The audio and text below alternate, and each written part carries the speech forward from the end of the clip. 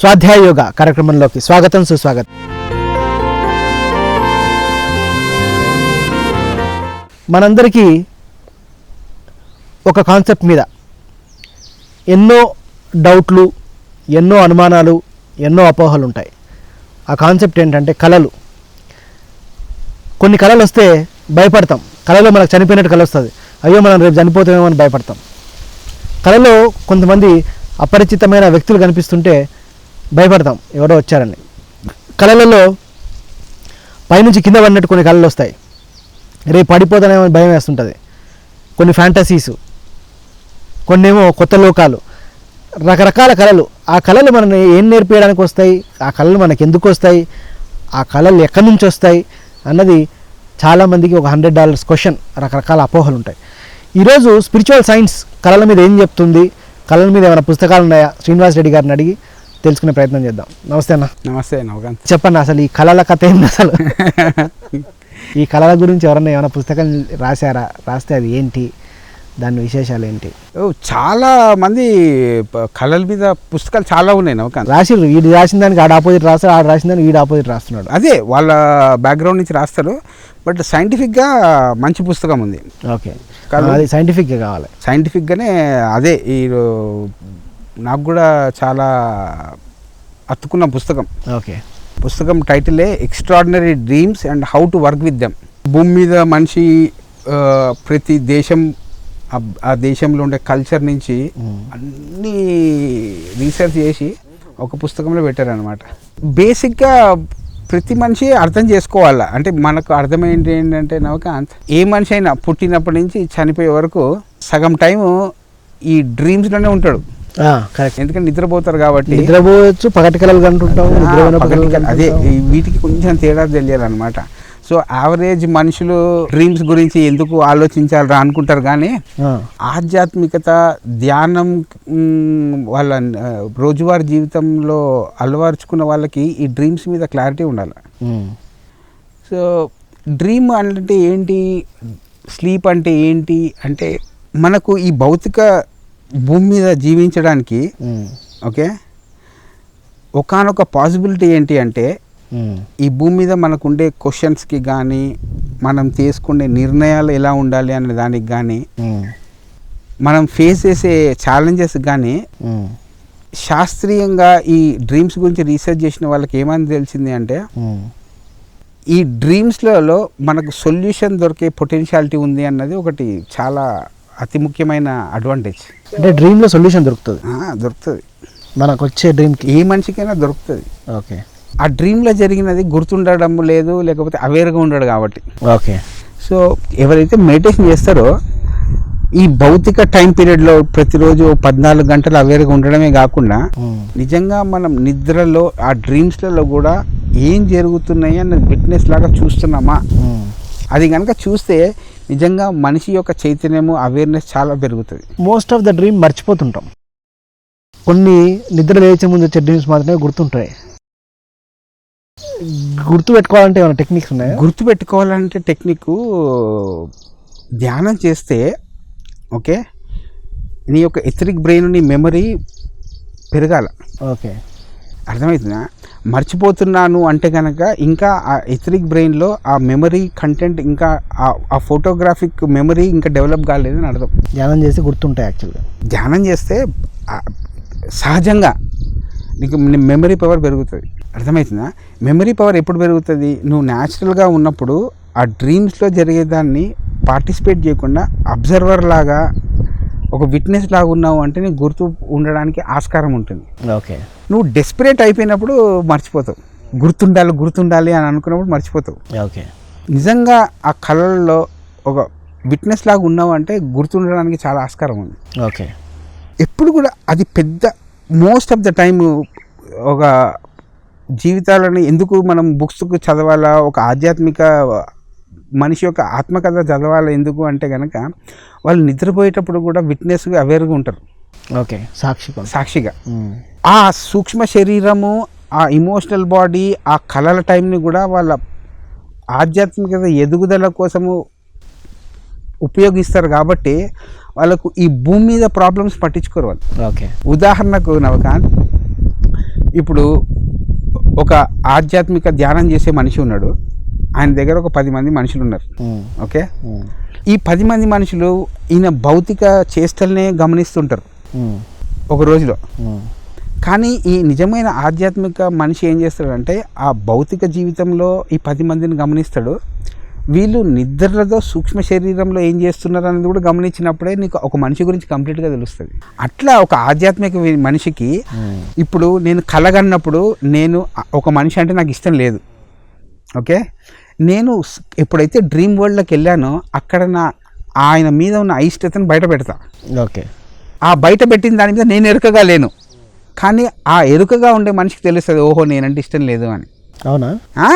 అలాగే గురువులకు తెలుస్తుంది ఏంది ఏ శిష్యులు ఏంటి ప్రాబ్లం క్రియేట్ చేస్తున్నారు, ఎవరు ట్రబుల్ మేకర్స్ అని. కొంతమంది కాన్షియస్గా వేరే వాళ్ళ డ్రీమ్లోకి వెళ్తారంట, నిజమేనా? ఎక్కడ ప్రతి దగ్గర ఫ్రీ విల్ ఉంటుంది నవకాంత్. అది డెఫినెట్గా ఆ ఆస్ట్రల్ సెన్సెస్ ఓపెన్ అయితేనే ఆ డ్రీమ్ సైకాలజీ, ఆ డ్రీమ్ మీద ఆ సూక్ష్మ శరీరం సెంటర్స్ మీద పట్టుంటేనే అది. పర్టికులర్గా పుట్టపర్తి సాయిబాబా విషయంలో చాలామంది ఫారినర్స్ డ్రీమ్లో కనిపించి come to India, come to Puttaparthi అని చెప్పి వచ్చేస్తుంటారంట. అట్లా ఉంటాయి. కానీ ఈ బుక్లో ఏంటి అంటే ఆ డ్రీమ్స్ పొటెన్షియాలిటీ తెలియాలి, దానికి ఉన్న శక్తులు తెలిస్తే అవి ఏం చేస్తాయి, మనకి ఎట్లా ఉపయోగపడతాయి, మన చైతన్య విస్తరణకు అన్నది ఇంపార్టెంట్. అసలు డ్రీమ్స్ ఎన్ని రకాలు? అది బ్యూటిఫుల్ క్వశ్చన్.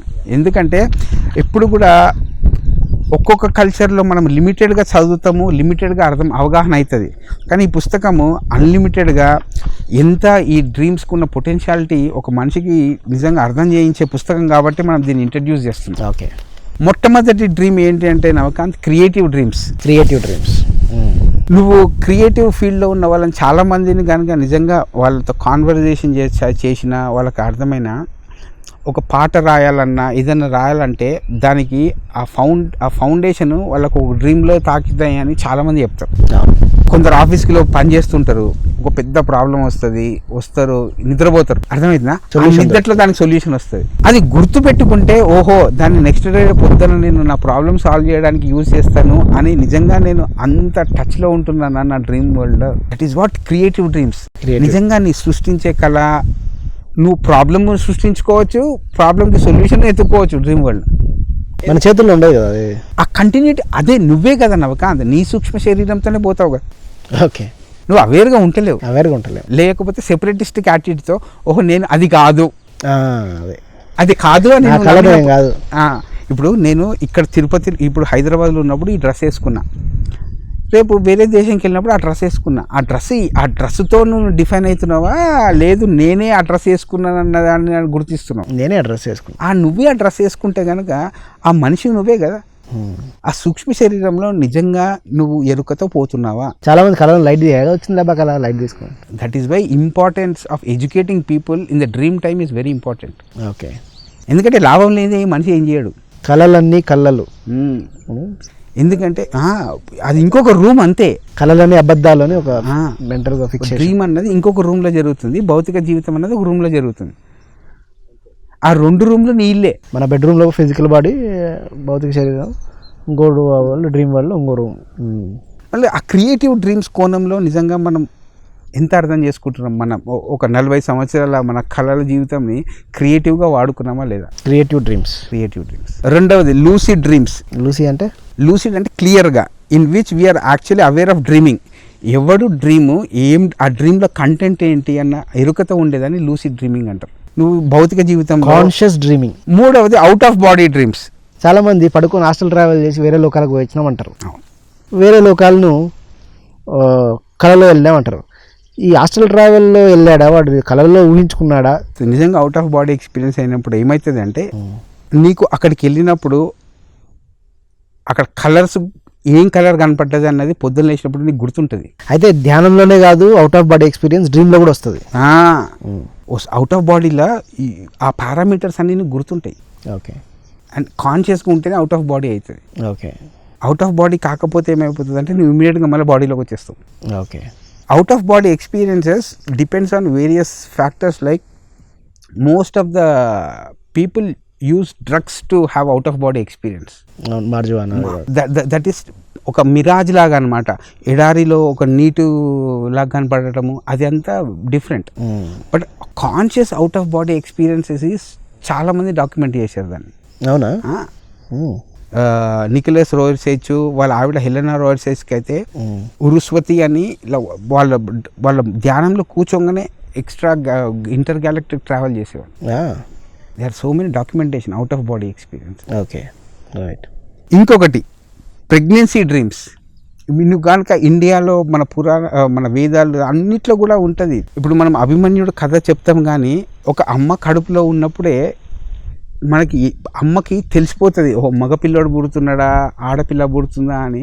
మనం దాన్ని ఆ సైంటిఫిక్ డాక్యుమెంటేషన్ చేసినామా లేదా అన్నదే మర్చిపోతాం. ప్రెగ్నెంట్గా ఉన్నప్పుడు వచ్చే డ్రీమ్స్ బాబో పాపనో వాళ్ళు ఏం చేయబోతున్నారో. కాస్మిక్ క్రేడీలో అనే పుస్తకం ఉంది నవకాంత్. ఈ యొక్క ప్రెగ్నెన్సీ డ్రీమ్స్కి పెద్ద ఎక్స్క్లూజివ్ అంటే ఈ భూమి మీద ఎవరైతే పెద్ద పెద్ద ఆధ్యాత్మిక మనుషులు అవతార పురుషులు పుట్టారో వాళ్ళ మదర్స్కి అందరికీ ముందే ఓహో నాకు అవతార పురుషుడు పుడుతున్నాడు అని డ్రీమ్లో కనపడ్డది. అవును, మన చెప్తుంటారు మన పురాణాల్లో ఆదిశంకరాచార్యులు అని కొంతమంది మునులు ఋషులు వచ్చి చెప్తారు నీకు ఒక గొప్ప యోగి జన్మిస్తాడు, 10 సంవత్సరాలే ఉంటాడు, నీ తర్వాత వెళ్ళిపోతాడు అని చెప్తుంటారు. మళ్ళీ నిజంగా ఈరోజు ఎంతమంది ఆ ప్రెగ్నెన్సీ డ్రీమ్స్ని ఎరుకతో అవన్నీ మనకేందంటే ఏదో కాకతాళీయంగా ఏదో ఫ్యాంటసీ లాగా అనిపిస్తాయి అవన్నీ pregnancy dreams. Next healing dreams. అవునా? డ్రీమ్స్ హీలింగ్ అయితే ఎందుకంటే నేను చాలా మందికి ఆ ధ్యానం చేసినప్పుడు ఏమంటే నువ్వు ధ్యానం చేస్తున్నప్పుడు ఓకే ఎలిమెంట్ ఇది నీ బాడీలో తక్కువైంది, ఇది నువ్వు పెంచుకున్నావు అంటే రోగం తగ్గిపోతుందని డ్రీమ్స్లో కనపడటము, అది చెయ్యటము హీలింగ్ అనేవి చాలా మంది డాక్యుమెంట్ అయ్యాయి. అంటే ఎట్లా అన్నట్టు అంటే ఒక మనిషికి కళ్ళు ప్రాబ్లం ఉంటుంది నవకాంత్, అయితే నిద్రపోతాడు. ఆ నిద్రలో కళ్ళలో కనపడుతుంది అనమాట. నీ ఐని ఎలా ఇంప్రూవ్ చేసుకోవాలనే శాస్త్రము ఆయన కళ్ళలో ఎరుకతో నేర్చుకుంటాడు. వచ్చి జీవితంలో అది ఇన్కార్పొరేట్ చేసి ఆ ఫిజికలైజ్ విజన్ ఇంప్రూవ్ చేసుకుంటాడు. అయితే డ్రీమ్స్లో వచ్చినాయని ఆ ఎరుక చేసుకోవాలా, ఆ పాసిబిలిటీనే మనము క్లోజ్ చేసేసుకుంటున్నాం. ఒక స్వామీజీకి గొంతు పడిపోయింది 20 ఏళ్ళ నుంచి, ఒక ఆసనం ఏమని ఏదో చెప్పారు డ్రీమ్లో, ఆసనం 20 ఏళ్ళు వేసి గొంతు వచ్చేసింది. అది healing dreams. Okay, collective dreams. చాలా మటుకు డ్రీమ్స్ ఏంటి అంటే మనము ఒక కుటుంబం గురించి ఎక్కువ ఆలోచిస్తున్నప్పుడు ఆ కుటుంబంకి సంబంధించిన ప్రాబ్లంకి సొల్యూషన్ నీకు రావటము కానీ నీకు అర్థం చేసుకోకపోవటం. ఒక కుటుంబము సంస్థ అయిండొచ్చు, నీ వర్క్ ప్లేస్ అయిండొచ్చు, ఏమై ఉండొచ్చు, దానికి సంబంధించిన డ్రీమ్ వస్తుంది. కలెక్టివ్ డ్రీమ్స్ సొల్యూషన్స్ వస్తాయి.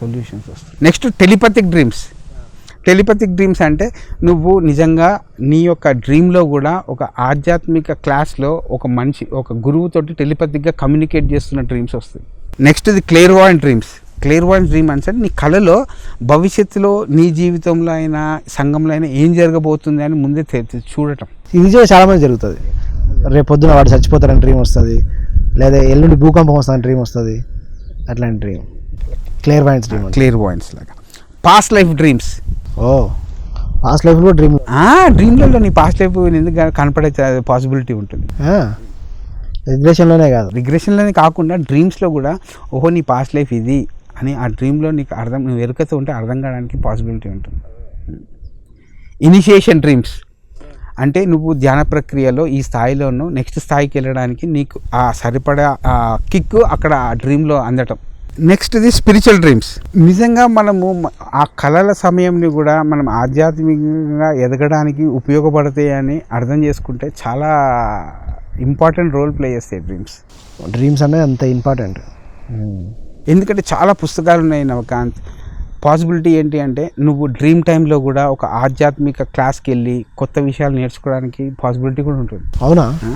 వాటిని నిజంగా ఆ స్పిరిచువల్ డ్రీమ్స్లో ఎప్పుడైతే నువ్వు డ్రీమ్స్లో ఆధ్యాత్మిక తరగతులకు అటెండ్ అయ్యి అక్కడ ఆధ్యాత్మిక వాస్తవాలు నేర్చుకుంటావో వాటిని ఆశ్రమ్స్ అంటారు. ఆశ్రమాలు కూడా వస్తాయి డ్రీమ్లో. ఆశ్రమాలు ఆ చైతన్యంని ఆశ్రమ్స్ అంటారు. నీకు ఇంట్రెస్ట్ ఉన్న ఫీల్డ్లో ఆ డ్రీమ్లో నీకు ఆ టీచర్ వచ్చి ఆ హయ్యర్ వరల్డ్స్లో నేర్పించేదాన్ని ఆశ్రమ్స్ అంటారు. అవన్నీ స్పిరిచువల్ డ్రీమ్స్. చూడు, creative dreams, lucid dreams, pregnancy dreams, out of body dreams, collective dreams, telepathic dreams, clairvoyant dreams, past life dreams, initiation dreams, spiritual dreams. ఇన్ని జరగడానికి పాసిబిలిటీ ఉన్నప్పుడు మనము ఆ నిజంగా ఆ 7-8 గంటల్ని ఎంత ఎఫిషియెంట్గా యూజ్ చేసుకోవాలో. సో ఈ పుస్తకం ఏం చేస్తుంది అంటే ఇట్ విల్ షో ప్రతి మనిషికి కూడా ఆ డ్రీమ్ టైంలో కొంచెం ఆ డ్రీమ్ వరల్డ్స్ గురించి ఎడ్యుకేట్ అయ్యావంటే, నువ్వు అవేర్ అయ్యావంటే నీకు నీ ఎఫిషియన్సీ, నీ నైపుణ్యం పెరగడానికి ఎంత ఆస్కారం ఉందని, కళలలో ఇంత లాభం, ఇంత లాభాలు ఉన్నాయి. ఇన్ని పట్టించుకోలేదు, అన్ని పట్టించుకో, అదే వస్తుంటాయి వస్తుంటే అన్ని అక్కడ ఆ డ్రీమ్ టైంని ఇలిటరేట్స్ లాగా, ఏమి తెలియని ఇగ్నోరెంట్ లాగా పెట్టడం ఎంత పెడతామో, వాటిని అంత ఎడ్యుకేట్ అయ్యి, అంత అవేర్ అయ్యి, ఆ డ్రీమ్ టైంని కూడా మనం నిజంగా మన ఎదుగుదలకు ఉపయోగించుకోవచ్చు అనే పాసిబిలిటీని తెలియజేసే పుస్తకం ఇది. ఇప్పటిదాకా నాకు తెలిసింది ఏంటంటే, కళలు అన్నవి సైంటిఫిక్, ఈ సైకాలజీ, ఈ సైంటిఫిక్ వర్షన్లో కళలు అన్నవి మనం ఏదైతే పొద్దున చూస్తామో అది రాత్రి కళలోకి వస్తుందని, మనం పొద్దున ఐస్ క్రీమ్ తినాలనుకుంటాం, తినలేకపోతుంటాం, కోరికలు, ఆ కోరికలు మన కళల రూపంలో వచ్చి తీర్చుకుంటుంటామని చెప్పి,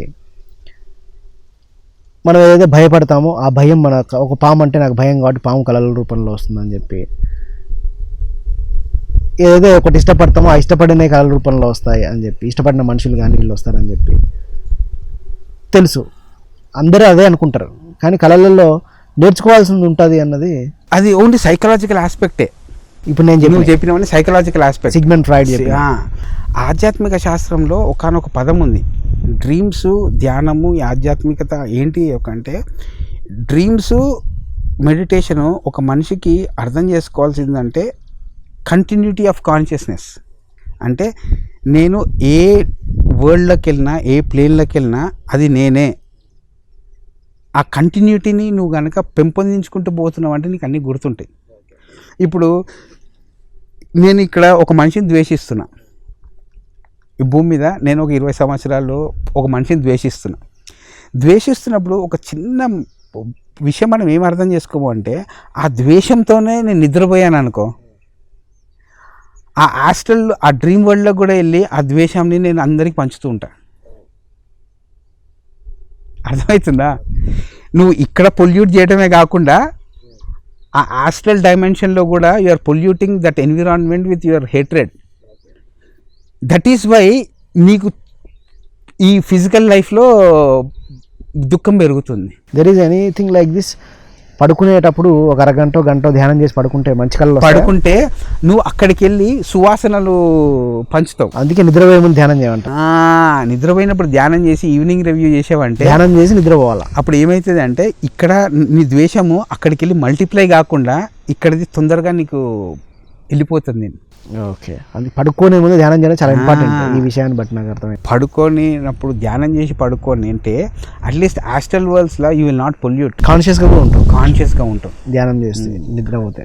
ఇక్కడ అన్నవేరుగా ఉన్నావు అంటే అక్కడ అన్నవేరుగా ఉంటావు. అందుకోసమే ఏ లోకాలలో నువ్వు ఏం నేర్చుకున్నా ఈ జీవితంలో నువ్వు ఎంత అవేర్గా ఉన్నావు అన్నది నేను డిఫైన్ చేస్తుంది. అయితే ఇప్పుడు మనం మాట్లాడుకున్నాం చాలా అంశాలు, చాలా వరకు అంత బాగుంది.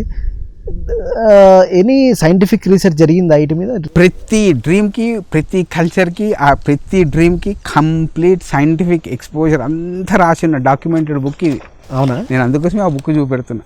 అంటే there is any neurological research, everything, మొత్తం 100%.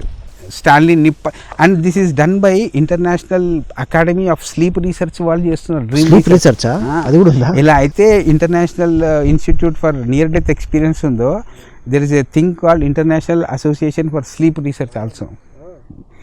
Their job is to collective humanity లో నడిచే ఆ డ్రీమ్స్ ఫీల్ మొత్తాన్ని అన్ని కోణాల నుంచి చదవటం, రీసెర్చ్ చేయటమే వాళ్ళ.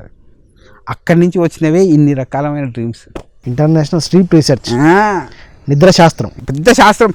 నిద్రనే ధ్యానం తర్వాత ఏదైనా రియల్ ఇంపార్టెంట్ ఉంది, ఒక మనిషి నిజంగా దాని గురించి ఎడ్యుకేట్ కావాలని అంటే అది స్లీప్. ఎవరికి రానిదే స్లీప్, నిద్రపోవటమే రాదు ఎవరికి. అవునా? నిద్రపోవడం రాదా? ఎందుకంటే నువ్వు నిజంగా మనం యోగ నిద్ర అంటాం. యోగ నిద్రలో నువ్వు నీ లోపల ఉన్న అన్ని సిస్టమ్ని షట్ డౌన్ చేసి అవన్నీ ఏది పని చేయాలో అంత పని చేయనిస్తున్నావా? యోగా నిద్ర is a very relaxation concept. నువ్వు రిజువినేట్ కావాలా, నువ్వు రీజనరేట్ కావాలా, నువ్వు ఆరోగ్యం బాగా ఉండాలంటే ధ్యానం తర్వాత అతి ముఖ్యమైన కాన్సెప్ట్ నిద్ర శాస్త్రం, యోగ. నిద్ర అంటే చిన్నప్పటి నుంచి పోతున్నాం కదా అనుకుంటాం. ఆ నిద్రలో ఆ ఎరుకతో ఈ పాసిబిలిటీ, దాంట్లో ఉన్న ఆ పొటెన్షియాలిటీని ధ్యానం ఎంత ఇంపార్టెంట్, నిద్ర అంతే ఇంపార్టెంట్. దానికి అంత శక్తి ఉంది, నిద్రలో అంత సైన్స్ ఉంది. అంత సైన్స్ ఉంది, శక్తి ఉంది, నీ ఎదుగుదలకు ఉపయోగపడే పాసిబిలిటీస్. మనం ఎదుగుదల అంటే లేచిన తర్వాతనే కాదు, పడుకున్న తర్వాత కూడా 24 hours 365 days ఎదుగుదల is counted, not your 14-hour work. అయితే మనం 24 గంటలు పని చేయాలి. You are defined as your 24 hours being. You are not a 14-hour మనిషివి. 10 hours నువ్వు ఏం చేసినా నాకు సంబంధం లేదు, ఈజ్ నాట్ ద క్యాలిక్యులేషన్. పడుకుంటే షట్ డౌన్ అనుకుంటాం మనం. ఆ రెండు కంబైన్ చేస్తేనే that is what you are defined as. ఆ 10 hours-ని ఆ 8 hours-ని ఎవరు ఎంత పర్పస్ఫుల్గా వాడుకుంటారు అన్నది మనిషి యొక్క క్యూరియాసిటీ మీద డిపెండెంట్. అయితే ఈ డ్రీమ్ అన్నది ఫిజికల్ వరల్డ్కి సంబంధించిందే కాదు, చాలా వరల్డ్కి సంబంధించి, చాలా వరల్డ్స్కి, చాలా పాసిబిలిటీస్కి, చాలా గ్రోత్కి సంబంధించినది. ఈ డ్రీమ్స్ అన్నది పెద్ద సైన్స్. పెద్ద సైన్స్.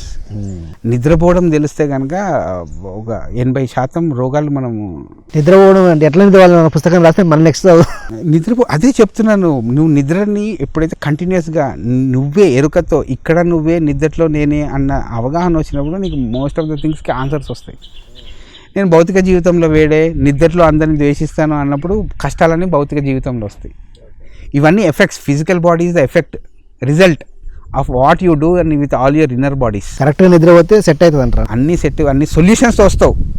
అవునులే, ఇప్పుడు రోగం వచ్చిన వాళ్ళకు డాక్టర్ ఏం చెప్తారంటే అన్ని నిద్ర ఉండమ్మా అన్నీ సెట్ అయ్యింది, ఇంటికాడ ఉండండి, ఆఫీస్కి పోకండి, నిద్ర పోండి అని చెప్తుంటారు, తినండి, నిద్ర పోండి అని చెప్తుంటాడు. అందుకోసమే మెడిటేషన్ ఇంకొక పదం కూడా ఉంది, రీజనరేటివ్ బ్రీతింగ్ టెక్నిక్ అంటారు. ఏ శ్వాస మీద ధ్యాస పెడితే నీ అన్ని ఈ సిస్టమ్ లోపల రీజనరేట్ అవుతాయి, డీజనరేట్ కావు. నిద్ర కరెక్ట్గా నిద్ర డ్రీమ్స్ని అర్థం చేసుకుంటే యూ విల్ గెట్ రీజనరేటెడ్. పునరుజ్జీవనం అన్నది కంప్లీట్గా సాధ్యం with dream education and right sleep. Thank you very much Srinivas Reddy గారు. కళలు ఏంటి, కళల శాస్త్రం ఏంటి, కళల వెనకాల ఉన్న మర్మం ఏంటి, మనం జీవించడమే కాదు కలగనడం కూడా ఇంపార్టెంట్, కళలలో చాలా ఆధ్యాత్మిక శాస్త్రం నిగూఢమై ఉంది, పొద్దున టైంనే కాదు రాత్రి టైంని కూడా ఉపయోగించుకుంటే జీవితంలో ఎదుగుతాం అని చెప్పి ఎంతో అద్భుతంగా శ్రీనివాస్ రెడ్డి గారు ఈ పుస్తకంలో ఉన్న విషయాల్ని తెలియజేయడం జరిగింది. Extraordinary dreams and how to work with them అన్న పుస్తకం ఎంతో అద్భుతమైన కళల శాస్త్రాన్ని గురించి తెలియజేస్తుంది. కళలు వచ్చిన ప్రతి వారు కూడా ఈ పుస్తకం చదవాలి. కళలు రాకపోతే మీరు చదవక్కర్లేదు. కళలు వచ్చిన ప్రతి ఒక్కరు కూడా ఈ పుస్తకం చదివితే కనుక మనకు వచ్చిన కళల్ని మన జీవితంలో, నిజ జీవితంలోకి ఎలా ఉపయోగపడతాయి, నిజ జీవితంలో ఎలా ఇంప్లిమెంట్ చేసుకోవాలి, కాన్షియస్ డ్రీమ్ అంటే ఏంటి అని చెప్పి మనకు అర్థం అవుతాయి. మన జీవితంలో ఎన్నో కొత్త కోణాలు ఓపెన్ అవ్వడానికి ఈ పుస్తకం ఎంతో ఉపయోగపడుతుందని అద్భుతంగా ఆశిస్తున్నాను.